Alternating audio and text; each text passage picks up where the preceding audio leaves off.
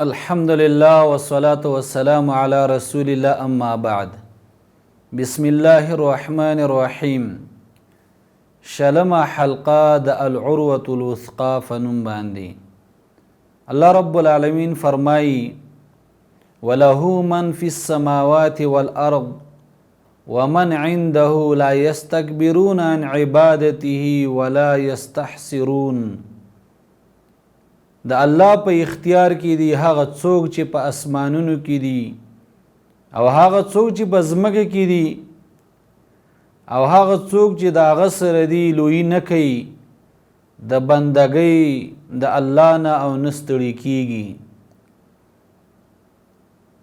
محترم اوریدونکو، ملائک دا د الله رب العالمین تابعدار مخلوق دی، د الله عبادت کوي او ستړي کیږي نه.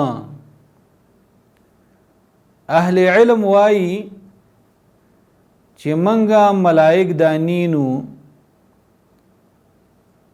او دې کې حکمت ته، یعنی د انسان سره ملائکی، لیکن دا انسان دا ملائک نینی زکه به دې کې حکمت ته، او هغه حکمت دا دی چې زمنګ ایمان په ملائکو باندې دا ایمان بالغیب دی، او ایمان په غیب باندې انسان ته دا پیدا رسي.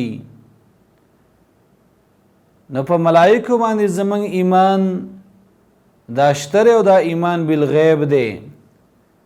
نو د دې حکمت د وجنا الله رب العالمین ملائک د انسانانو نه پټ ساتلی او ایمان ساتل ور باندې لازم دي